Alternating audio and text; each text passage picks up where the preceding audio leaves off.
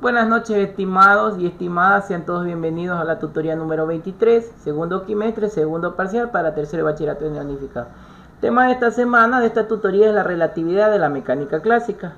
El objetivo es desarrollar habilidades para la comprensión y difusión de los temas referentes a la cultura científica y aspectos aplicados a la física clásica y moderna, demostrando siempre un espíritu científico innovador. Como ustedes saben, el humilde, su servidor, el licenciado Carlos Hidro.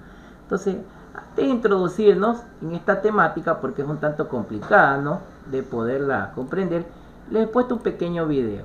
Por favor, les ruego, estén muy atentos al video y luego vamos a dar una clase magistral para poder comprender este fenómeno. Voy a tratar de que entiendas que dentro de la mecánica clásica también existe lo que llamamos la relatividad en los movimientos.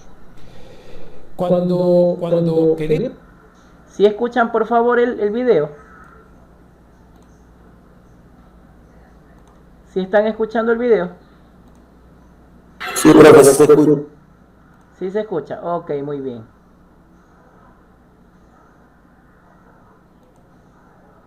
Vamos a continuar entonces con el video. Queremos aplicar el concepto de relatividad a los movimientos, tenemos que ser conscientes de que tanto la trayectoria como la velocidad de un movimiento dentro de la mecánica clásica van a depender de dónde se sitúe el observador para ese movimiento. En este vídeo que tienes aquí vas a ver que se puede apreciar esto de forma nítida. Si le damos, verás que el avión se desplaza y se dibujan dos trayectorias, una trayectoria que es de color rojo y otra que sería de color gris. El piloto vería siempre caer el objeto según una trayectoria rectilínea vertical, porque él se sigue moviendo con el avión a la misma velocidad en el eje horizontal, mientras que un observador que se colocara fuera vería el objeto describir una rama parabólica, que es la trayectoria que ves ahí como de color gris, porque había dos componentes, una vertical como consecuencia de la aceleración de la gravedad y otra horizontal que era la velocidad que llevaba el objeto cuando abandonó el avión, que es de componente horizontal. Pero eso sí, tanto el observador que está en el avión como el que estuviera fuera, ambos van a medir el mismo tiempo para el objeto desde que es soltado desde el avión hasta que cae al suelo. Así que las trayectorias serían distintas, mientras que el tiempo sería el mismo. La idea general que vamos a tener que comprender en este vídeo es que a partir de procedimientos mecánicos es imposible distinguir entre un sistema que está en reposo absoluto o un sistema que se mueve sin aceleración, es decir, con trayectoria rectilínea y velocidad constante. Vamos a ver lo que son las transformaciones de Galileo para empezar a entender esta idea. Para estudiar un movimiento necesitamos siempre conocer dónde y cuándo ocurre, por lo tanto vamos a necesitar un sistema de referencia que va a contener podríamos decir cuatro variables. Van a ser cuatro coordenadas, x, y y z, para situar el objeto en el espacio, y una cuarta que será el tiempo, que da cuenta de cuándo ocurre el movimiento. Aquí tenemos un sistema de referencia, en realidad son dos sistemas de referencia porque vamos a tener dos observadores y vamos a tener que ver un mismo, podemos decir, suceso, pero desde dos sitios distintos, desde dos puntos de referencia distintos que serían S y S'. ¿Qué es lo que vamos a considerar? Pues vamos a considerar que S' se está moviendo a velocidad constante, como ves aquí, ¿verdad? Se va a mover a velocidad constante durante un tiempo con respecto al observador que está en S. Este sería lo que está representando. Y vamos a ver cómo medirían S y S' el suceso que hemos llamado P.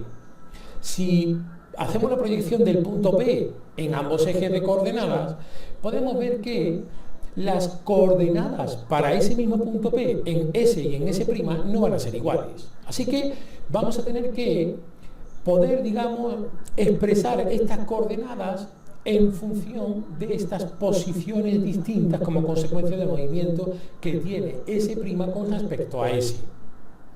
Hemos considerado que se está moviendo en el eje Z.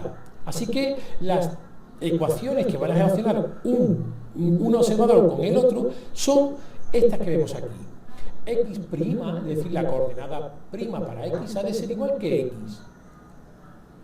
Y' sería igual que y t' será igual que t. ¿Esto por qué? Pues porque el sistema que yo estoy considerando solo tiene movimiento en el eje z. Así que tanto las coordenadas x, y por supuesto el tiempo para ambos observadores serían iguales porque habían sincronizado los relojes, podríamos decir al principio, pero sí que va a cambiar la posición en el eje vertical, en el eje z. ¿Por qué?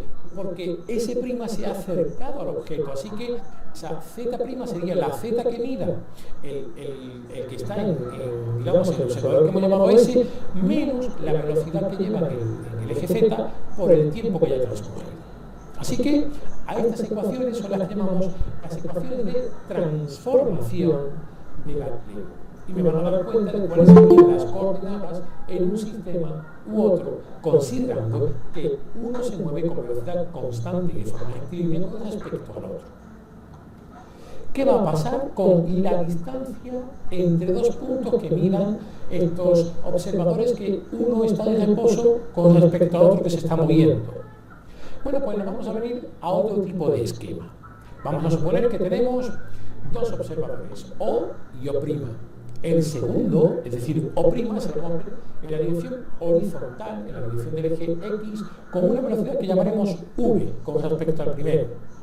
Van a sincronizar los relojes al principio y pasado un tiempo van a tomar fotos del avión. Así que empezarían tomando una foto del avión, vamos a llamar la posición X1, y ahora tendrían que dejar transcurrir un intervalo de tiempo, el avión se está moviendo, también lo hace O', y tomaría la segunda foto. Claro, recordemos que O' se mueve con velocidad constante, es decir, se habrá estado moviendo con esa velocidad v durante un intervalo, es decir, se habrá desplazado una distancia con respecto a O, que sería v por t. Toma la foto y ahí tenemos la segunda posición, X2. A partir de aquí, bueno, pues la distancia que va a medir, por ejemplo, O, el que estaba en reposo, sería X2 menos X1. Eso parece claro. ¿Y cuál sería la distancia que va a medir O'?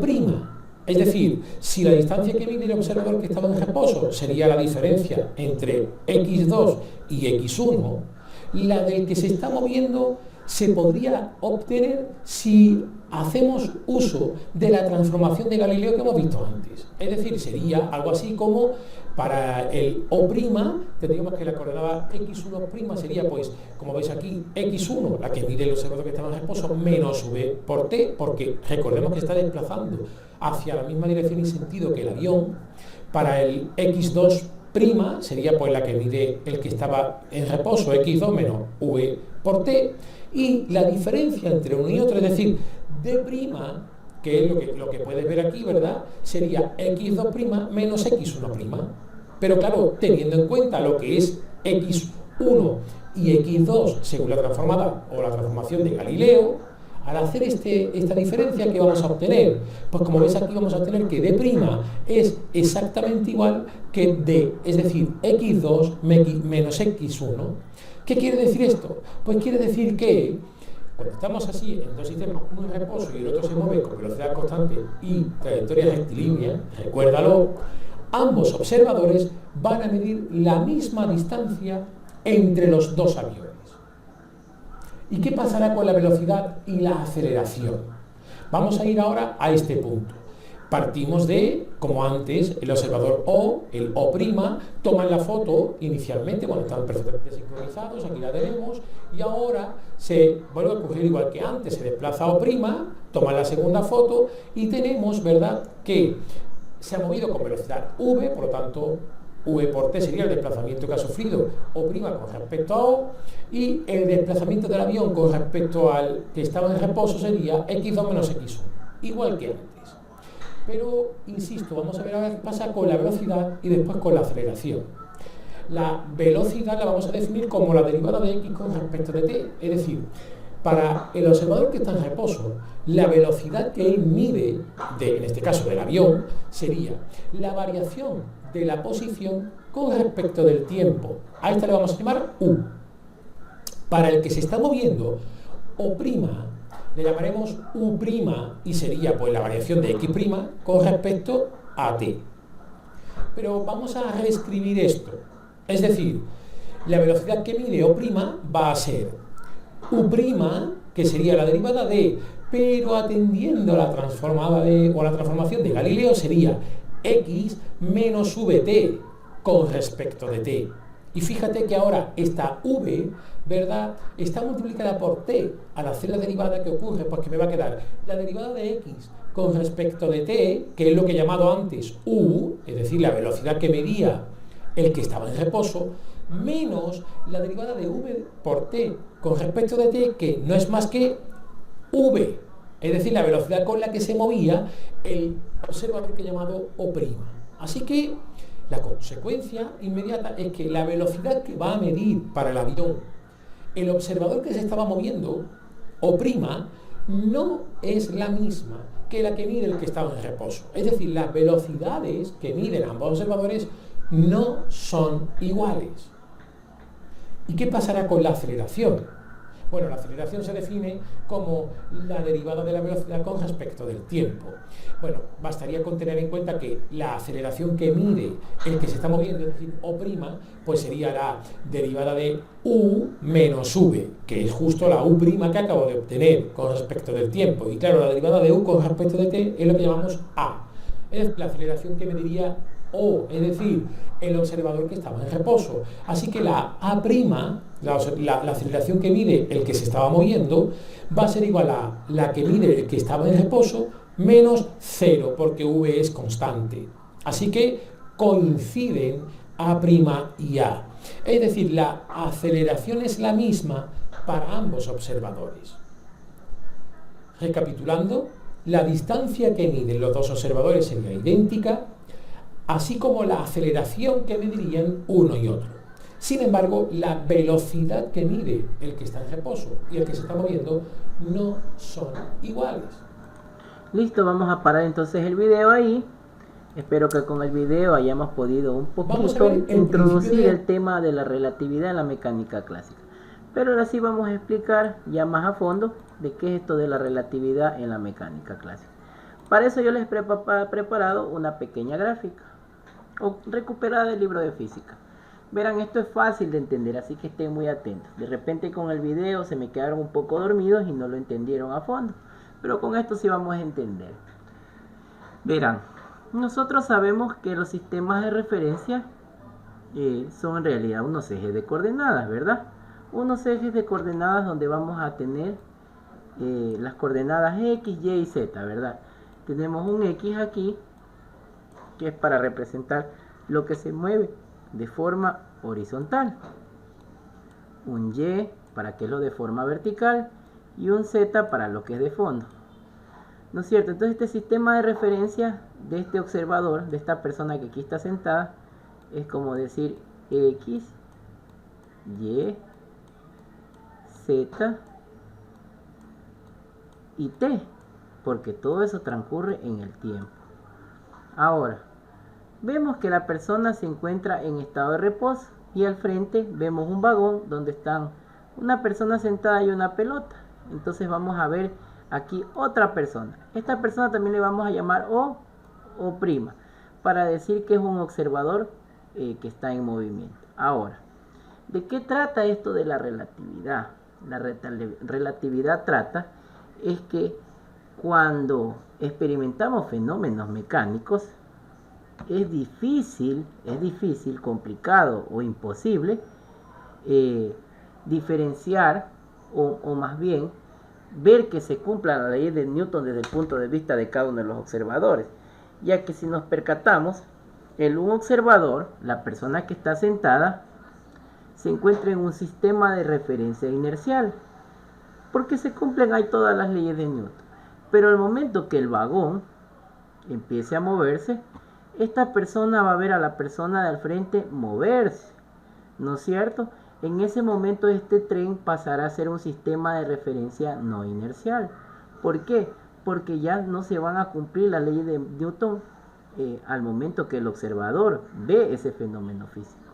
Y lo mismo pasa con el observador, el que se encuentra sentado, que como él está en el fenómeno, está en movimiento rectilíneo uniforme, con una velocidad constante, él va a sentir que está en un sistema inercial y lo va a ver al señor que está sentado como que fuera un sistema no inercial, o sea, se invierten dependiendo del punto de vista del observador, ¿sí? Entonces aquí aparecen dos sistemas de referencia, el O y el O'. El O también va a ser igual a un X', a un Y', a un Z', pero el tiempo sigue siendo el mismo. Entonces, el observador O, sentado en el andén de la estación, observa una pelota en reposo sobre el suelo de un vagón de mercancías. Sentado en el vagón, un observador O' ve la misma pelota cuando el tren se ve en movimiento. O sea, ambos están viendo la pelota, ambos. Entonces, el observador O, el que está de azul, ve que la pelota permanece en reposo hasta que el tren ejerce una fuerza sobre ella y la arrastra. Entonces, el observador O está viendo un sistema inercial. ¿Por qué? Porque se van a cumplir las leyes de Newton. ¿Por qué? Primero vamos a ver que se cumple la ley de la inercia, o la primera ley de Newton. ¿Qué dice la primera ley de Newton? Que un objeto puede cambiar su estado de reposo a movimiento, ¿no es cierto?, debido a que se encuentra en inercia. En este caso la pelota está en reposo y luego empieza a moverse. Luego dice que las únicas fuerzas que causan variaciones en los movimientos son fuerzas reales. Es decir, se cumple la tercera ley de Newton. Toda acción tiene una reacción. Entonces, ¿cuál sería la acción? La acción es que se mueve el vagón y la reacción es que por inercia la pelota se va a mover en sentido contrario, ¿no es cierto? Y por último, todos los sistemas inerciales están en reposo o en movimiento rectilíneo uniforme respecto a otros sistemas inerciales, ya que la pelota se va a mover con una velocidad supuestamente constante. Pero eso si lo vemos desde el punto de vista del observador, el señor de azul, el que está sentado en reposo, va a haber un sistema inercial. Pero si la persona está en el sistema inercial, lo va a ver en cambio al observador como un sistema no inercial y va a sentir el señor que está sentado en el vagón que aunque está en un sistema no inercial, él va a sentir como que fuera un sistema inercial. ¿Y a qué se debe eso? A la relatividad del observador, ya que cada observador relativamente experimenta el mismo fenómeno físico, pero con su propia percepción y poniendo su espacio relativo a lo que observa y a sus ejes de coordenadas. Entonces ahora vamos a ver qué pasa cuando el observador O', el que va sentado en el vagón, qué es lo que ve. Entonces cuando ve que la pelota se pone en movimiento y retrocede sin que actúe ninguna fuerza sobre ella, el tren es un sistema no inercial. Y el observador O', el que está aquí, es un observador no inercial. Entonces él se convierte en un observador no inercial porque se siente que está en un sistema no inercial. Entonces en los sistemas no inerciales no se cumple la primera ley de Newton o el principio de inercia. Aparecen fuerzas ficticias caracterizadas por no tener reacción, es decir, por no cumplir la tercera ley de Newton o ley de acción y reacción. Y todos los sistemas inerciales están acelerados respecto a cualquier sistema inercial. Entonces mire cómo puede cambiar dependiendo desde la óptica. Incluso yo les podría decir, para mí yo los veo a ustedes que están todos ustedes en movimiento. Para mí ustedes serían unos sistemas inerciales y yo sería un sistema no inercial. Pero cuando el observador ya no soy yo, son ustedes, yo cambiaría a ser ahora un sistema inercial y ustedes serían el sistema no inercial. Porque todo es relativo al punto de vista del observador. Entonces, basado en este ejemplo y basado en eso, vino el señor Galileo y trató de eso traducirlo en un sistema de referencia gráfico y sacó unas ecuaciones, unas fórmulas conocidas como las transformaciones de Galileo. Él en sus transformaciones indicó lo siguiente. Él mencionaba cualquier experimento mecánico o cualquier fenómeno físico mecánico realizado en un sistema en reposo se desarrollará exactamente igual en un sistema que se mueva a velocidad constante con relación al primero. ¿Sí? O sea, cualquier fenómeno sin importar. Miren, el avión es un fenómeno diferente, ¿no es cierto? Nosotros si aplicáramos ahí la cinemática, nosotros aplicáramos lo que es, encontráramos la altura, ¿no es cierto? Aplicáramos ahí las fórmulas de Galileo para encontrar la altura, el tiempo, la gravedad, ¿verdad? Pero sin embargo, se va a aplicar el mismo fenómeno sin importar que se encuentre el avión moviéndose o que el vagón se encuentre en el suelo, ya que ambos se convierten en sistemas de referencia inerciales y el observador en un sistema de referencia no inercial, ya que el uno está en movimiento y el otro está en reposo. Entonces, ¿él qué es lo que hizo? Dibujar un sistema de referencia inercial, que es el que está aquí, que se encuentra con color celeste. El que está aquí con color celeste vendría a ser el señor que está sentado en la banca observando el tren que se está moviendo, o el vagón, ¿no es cierto? Y le llamó O. Y la persona que está sentada en el vagón, que está en movimiento, le llamó O', o observador prima. Entonces, ¿qué tienen en común ambos sistemas de referencia? Que todos tienen X, Y y Z, largo, alto y ancho, ¿no es cierto? Y ambos transcurren en el tiempo. Ahora, ¿qué pasa? Que el observador que está de celeste está en reposo y el observador que está de color rojo está en movimiento. Entonces, como está en movimiento, no importa dónde se ubique. Como el uno está en reposo y lo mira de frente, va a dar la percepción de que siempre está con un movimiento rectilíneo uniforme, de que siempre va con una velocidad constante, porque siempre va a dar esa percepción relativa del observador que se encuentra en reposo. No importa si el sistema está por acá, si el sistema está por acá. Esta persona que lo está observando lo va a ver que se está moviendo en línea recta, ¿sí? Entonces, como se mueve en línea recta, ¿qué es lo que se aplica? Que la posición va a ser igual a la velocidad por el tiempo. Entonces, ahí dijo entonces Galileo, bueno, voy a hacer mis transformaciones. Si yo sé que este de aquí es X del un observador y el otro observador se mueve con un X', ¿cómo yo puedo encontrar esta X'? Entonces, bueno, dijo entonces Galileo, bueno, esa X', esa posición que ha recorrido el observador que se está moviendo o el sistema inercial, va a ser igual a la distancia que tenga el observador que se encuentre en reposo, que vendría a ser el sistema no inercial, menos la velocidad por el tiempo que tenga el sistema inercial. Pero ¿por qué él utilizó la letra U? Él empleó la letra U para representar a la velocidad del sistema que no es no inercial. Porque si aquí no utilizáramos la letra U y utilizáramos velocidad por tiempo, uno se confundiría pensando que esta velocidad es la velocidad de la persona que está observando, en este caso O, que está de celeste. Pero no, es la velocidad de la persona que está en movimiento. Entonces, por eso él utilizó esta letra U, para representar la velocidad, ¿sí? Entonces, en la transformación de Galileo dice que cuando quiero encontrar la distancia de algo que está en movimiento, visto por un observador que esté en reposo, simplemente se lo hace con una resta. Si quiero encontrar la altura, pues la altura va a ser la misma altura. Si quiero encontrar el ancho Z, va a ser el mismo ancho. Y si quiero encontrar el tiempo va a ser el mismo. Solamente lo que varía es la distancia que nosotros observamos. Entonces, desde este principio se deduce que no podemos distinguir si un sistema de referencia está en reposo o si se mueve con velocidad constante. Es que es difícil de diferenciar, porque si yo lo veo, para mí está en movimiento. Pero si la persona que está en movimiento me ve a mí, me va a ver que yo soy el que estoy en movimiento. Entonces, por eso es que aparece la palabra relativa, porque dependiendo del observador, el uno va a tener la percepción de que lo que está al frente de sus ojos está en movimiento y que la persona que está observando está en reposo.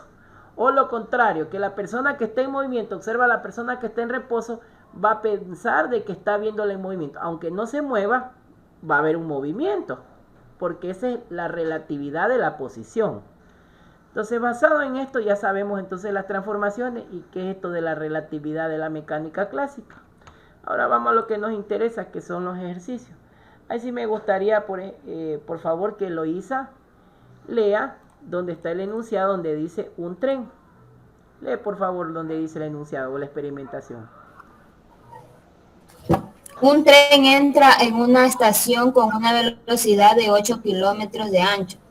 En el interior de uno de sus vagones, un pasajero camina con una velocidad de 2 kilómetros de ancho. Respecto al tren y en la dirección y el sentido de este, calcula: A.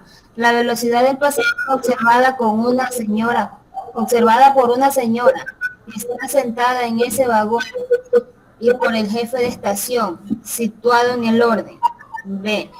Las velocidades anteriores en el caso de que el pasajero camine en sentido contrario al movimiento del tren.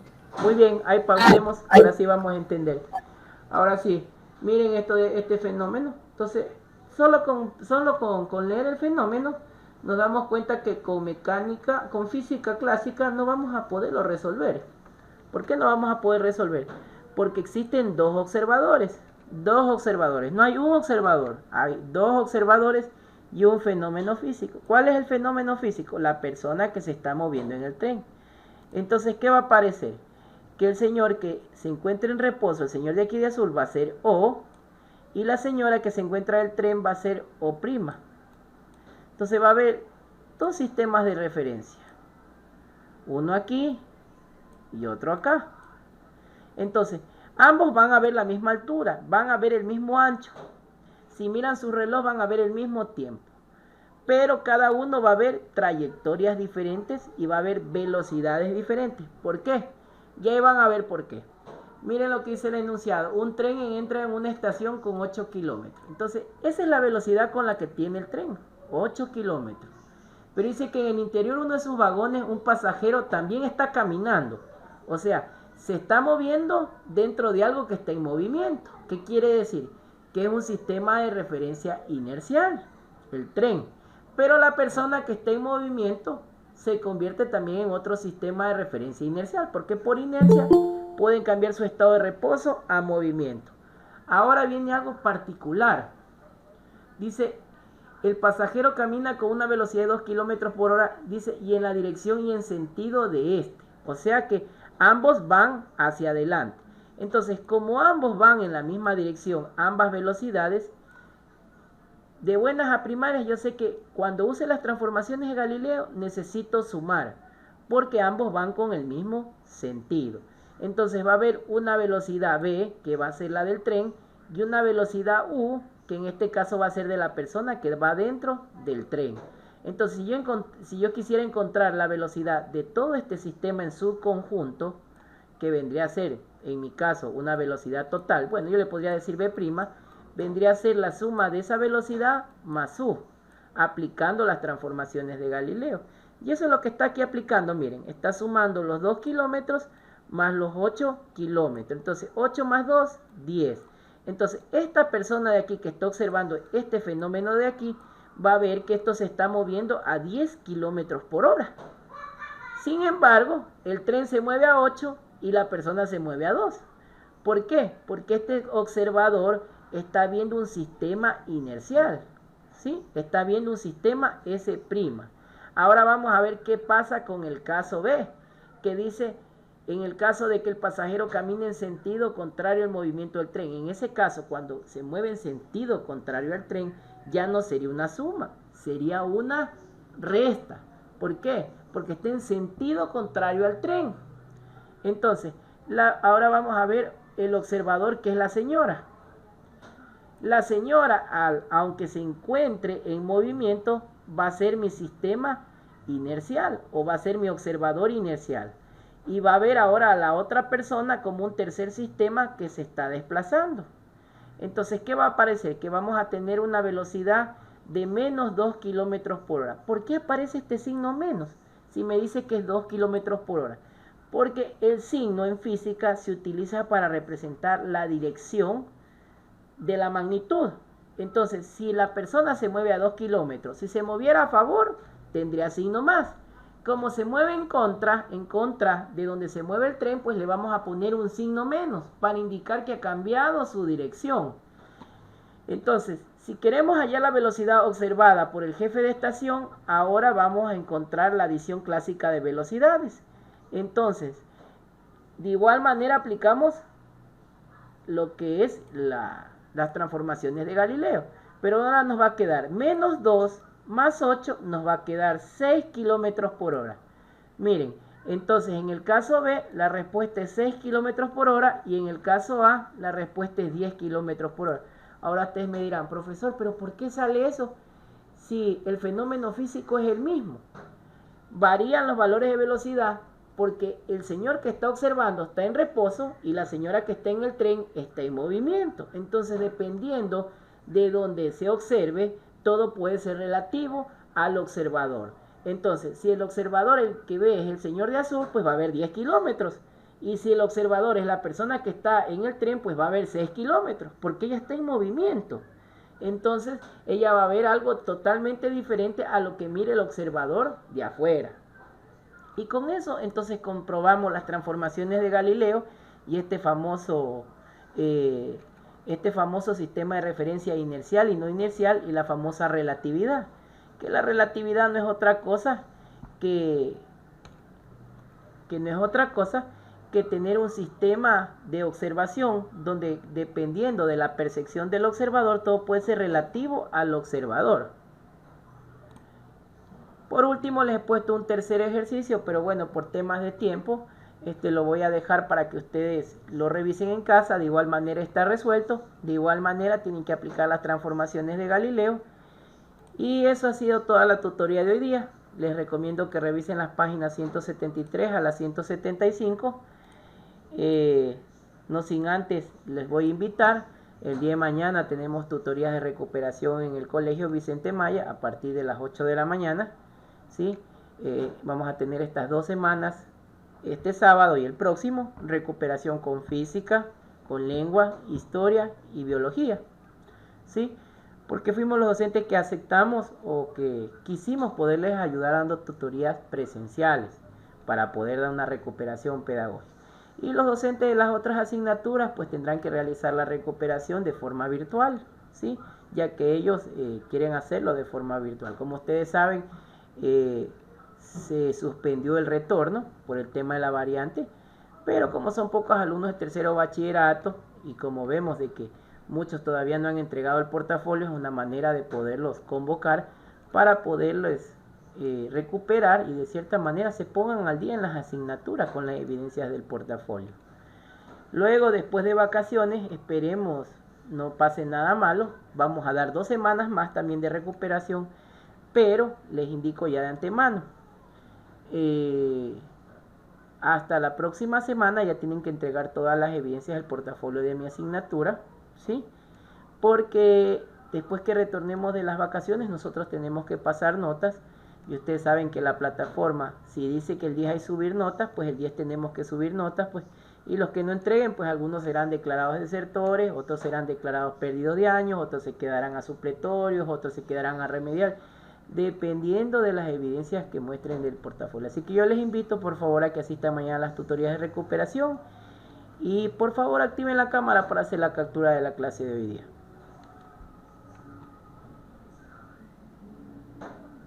Activen por favor la cámara para hacer la captura de la clase de hoy día.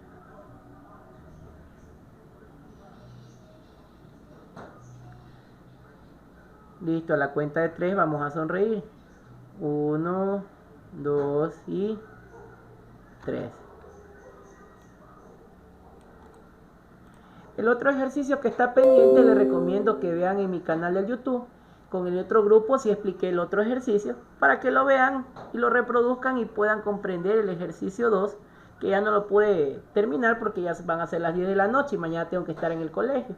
Entonces de mi parte les agradezco mucho, pasen bonito y nos vemos el día de mañana con aquellos que deseen asistir a las tutorías de recuperación. Gracias.